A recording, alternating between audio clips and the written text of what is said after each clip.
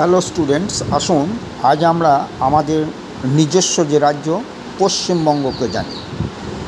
আমরা জানি কি বা আমাদের জানতে হবে পশ্চিমবঙ্গের চেহারাটা আপনারা দেখতে পাচ্ছেন।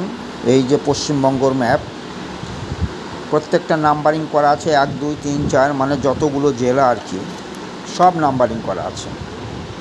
তাহলে নাম্বারিংয়ের যে 1 2 3 4 5 6 এইভাবে ওই যে 20 21, তাই না, 20 21, এবং নিচের দিকেও আমরা পাবো 20 21, এই যে 22ও পাচ্ছি, 22 পাবো। আর এই যে ঝাড়গ্রামের এইখানে এই যে 23, এই যে ঝাড়গ্রাম 23 পাবো।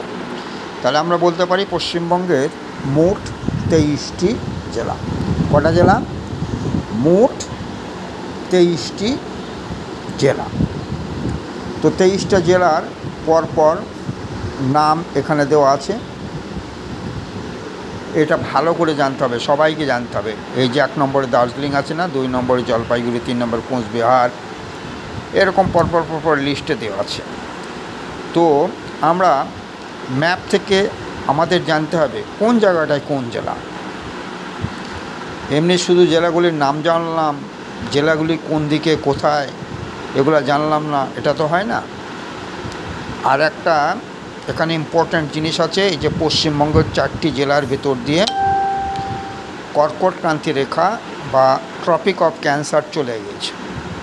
এই 4টি জেলা কি? এই যে পুরুলিয়া, তারপর 12 নম্বর এই যে বাঁকুড়া আছে না, আর এই যে বর্ধমান আছে, বর্ধমান, আর এই 10 নম্বর নদিয়া। তাহলে কটা জেলা হলো? নদিয়া, এই যে পূর্ব বর্ধমান, তারপর বীরভূম, বীরভূমের পরেই হচ্ছে পুরুলিয়া, আর নিচে এই যে সুন্দরবন আমরা দেখতে পাচ্ছি হাতে আঁকা, এই যে সুন্দরবন। সুন্দরবন হচ্ছে পৃথিবীর বৃহত্তম বদ্বীপ, শুধু ভারতের নয়, পৃথিবীর বৃহত্তম বদ্বীপ হচ্ছে সুন্দরবন, যেটা 2 24 পরগনার দক্ষিণ দিকে অবস্থিত। পশ্চিমবঙ্গকে জানতে গেলে তার ম্যাপ সম্বন্ধে ধারণা রাখতেই হবে।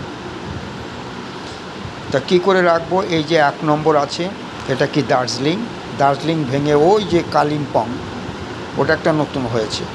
তারপর 2 নম্বরে জলপাইগুড়ি আছে, 2 নম্বরে কি জলপাইগুড়ি।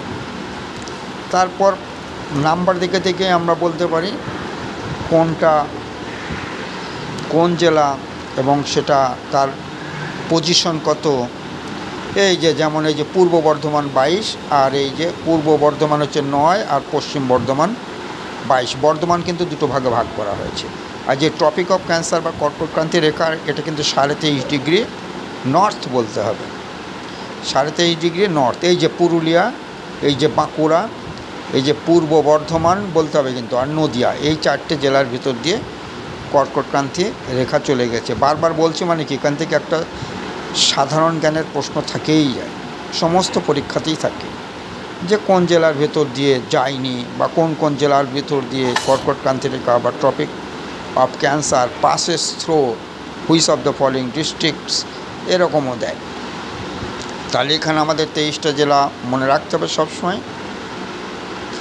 বর্তমানে আমাদের মোট 23টি জেলা, নতুন জেলা হয়েছে, কালিম্পং একটা হয়েছে, তাই না? কালিম্পং, দার্জিলিং ভেঙে কালিম্পং, জলপাইগুড়ি ভেঙে আলিপুরদুয়ার, বর্ধমান ভেঙে পূর্ব আর পশ্চিম, এই যে পূর্ব পশ্চিম, কিন্তু ইংরেজিতে বললে হবে না, ইস্ট ওয়েস্ট, এটা পূর্বই বলতে হবে, পূর্ব বর্ধমান, পশ্চিম বর্ধমান, এটা ভাগ হয়েছে। আর ভাগ হয়েছে ওই যে মেদিনীপুর, মেদিনীপুর ভাগ হয়েছে পূর্ব মেদিনীপুর এবং পশ্চিম মেদিনীপুর।